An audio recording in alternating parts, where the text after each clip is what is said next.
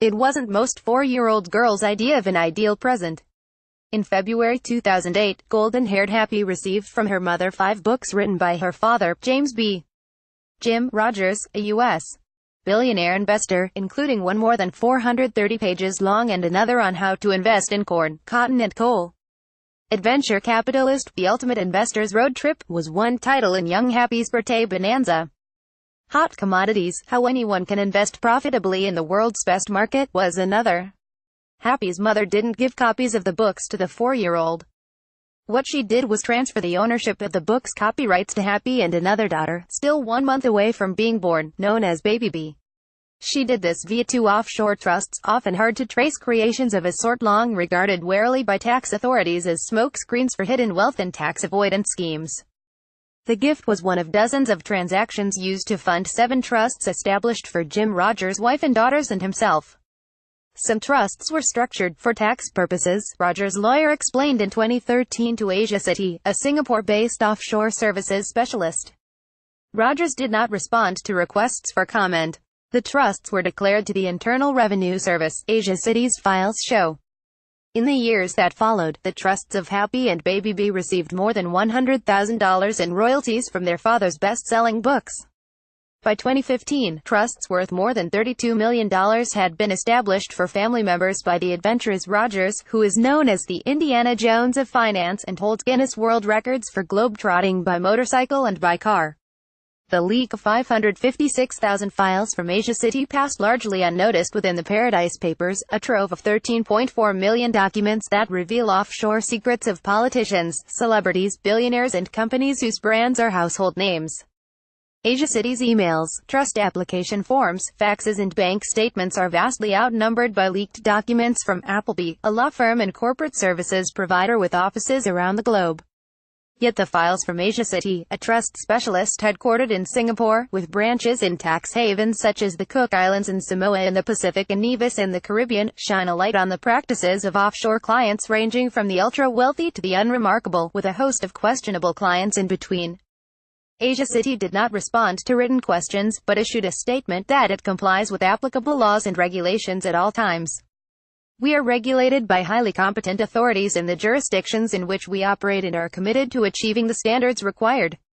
Asiaciti said, "We absolutely deny any implication of wrongdoing. In offshore trusts, the trust founded in 1978 by Graham Briggs, an Australian accountant, Asiaciti expanded throughout the 1980s and 1990s. It has described itself as one of the leading offshore trust groups in the Asia-Pacific region." Asiaciti's files reveal a significant American client base, including a California dentist, an Alabama grocer, a U.S.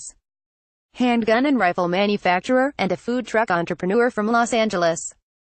Also found are Chinese millionaires and clients from Switzerland, Romania, Nigeria, Thailand and South Africa, in addition to an Israeli branding expert, an Egyptian gynecologist and a 26-year-old British eye serum and moisturizer salesman. Asiaciti's services range from tax, accounting and wealth protection services for individuals to secretarial services for global corporations.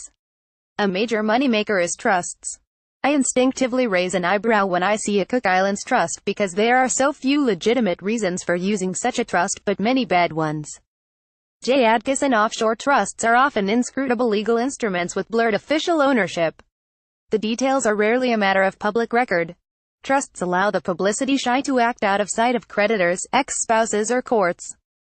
Asiaciti has specialized in establishing trusts in Samoa and the Cook Islands, nations of 200,000 and 11,000 people, respectively. Within 24 hours and for less than $300, a client could buy state-of-the-art offshore products to build and preserve wealth, according to an archived version of Asiaciti's website. The sad fact is that Cook Islands trusts are routinely used by people to cheat legitimate creditors, said J. Adkison, an attorney and expert witness in a fraud case that involved Asiaciti's trust division. It's difficult and expensive for creditors, attorneys or the tax office to access funds held by a client's trust, Adkison said. They say, "Naya, you can't get it." I instinctively raise an eyebrow when I see a Cook Islands trust. Adkison said, because there are so few legitimate reasons for using such a trust but many bad ones. Global headaches. The leaked files reveal that authorities found omissions in Asiaciti's records, including client records that lacked information necessary to combat money laundering and tax evasion. For example, an audit by the Cook Islands Financial Supervisory Commission in 2008 found a 33% level of compliance with regulatory standards. So annoying, an employee at one Asiaciti office wrote about other Asiaciti offices whose incomplete files on 4 trusts were highlighted by a government audit. Asiaciti's clients included the family of Sarık Burkitbayev, a former aide to Kazakhstan President Nursultan Nazarbayev and head of Kazakhstan state-owned oil and gas company. In March 2009, a Kazakh court convicted Burkitbayev of embezzlement, the theft of $20 million, and other crimes. Burkitbayev was sentenced to 6 years in prison, according to Kazakh news media. By September 2012, as Burkitbayev languished behind bars, his wife and 2 daughters had set up 3 trusts in, according to the phrasing of one lawyer, a small island nation named after an intrepid English sea captain whose surname rhymes with book. The Cook Islands trusts listed Burkitbayev as a beneficiary, meaning that he could eventually receive the offshore money. Asiaciti knew of Burkitbayev's political past, but proceeded with the family's business, according to emails sent in 2013. Emails from 2013 make no mention of his conviction. The trusts would be funded with $2 million from a real estate deal and $6.6 million from the 2011 sale of one daughter's interest in a former Soviet cluster bomb factory that was turned into a plant for the production of oil and gas cylinders, according to an email. That plant, a leaked U.S. State Department cable said, was taken from a U.S. company by politically influential Kazakhs in late 2005. The Kazakhs play dirty, according to the cable, which reported that an assistant of Burkitbayev's assailed the U.S. company with what appeared to be an open threat to use political leverage. Under the 2011 sales agreement, shared with Asiaciti, Burkitbayev's 29-year-old daughter and his former personal aide, the same assistant cited in the U.S. cable, owned about 77% of the Kazakh plant. Asiaciti reviewed the documents and said it was comfortable proceeding with the trusts. They were closed in 2016. The Burkitbayev family did not reply to requests for comment. Among Asiaciti's other U.S. trust clients were Sean Novis and Gary Denkberg, marketing executives who targeted pensioners in a mail fraud scheme, according to a civil complaint filed by the U.S. Justice Department. Novis, Denkberg and others told elderly victims that they had won more than $1 million and asked them to pay a fee, generally in the range of $19.99 to $24.99, to receive the prize, the 2016 civil complaint alleges. Victims often received nothing in return, according to the complaint.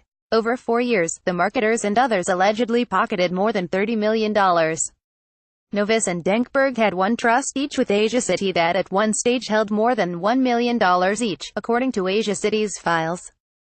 In February 2007, Novis asked the firm to help him find a bank that did not have a presence in the USA. Both men's trusts were active in 2016 when Asiaciti learned of the civil case. In 2016, a court imposed an injunction that prohibited Novis and Denkberg from mailing prize offers and sweepstakes in the United States. The Justice Department took no further action, a spokesman told ICIJ. Denkberg told ICIJ that his trust was not involved in the civil case and that, to his knowledge, it had not held more than $1 million. Trust complied with the law and was declared to tax authorities, he said. Novis did not reply to requests for comment. Golden juice trader Sherman Unkifer III used his Cook Islands trust, called the Mango Trust and set up by Asiaciti, to conceal his accumulated wealth, according to a county prosecutor in Arizona who brought a civil racketeering claim in 2014. During and after his 8 years in prison on a previous fraud conviction, Unkifer concealed assets to avoid repaying $18 million to more than 1,300 fraud victims, the prosecutor alleged. Asiaciti was listed as a co-defendant in the case and was served with the complaint in the Cook Islands in June 2014, emails show. The racketeering claim against Unkifer has been dropped, although alleged victims continue to seek compensation, a spokeswoman for the county prosecutor told ICIJ. Reached by phone, Unkifer's partner said the couple had no comment. Money in the Mango Trust was returned to the United States in 2014, said Michael Fitzgibbons, the court-appointed officer who is seeking compensation for Unkifer's victims. It was obvious they were trying to make his assets, if any, as unreachable as possible, Fitzgibbons said.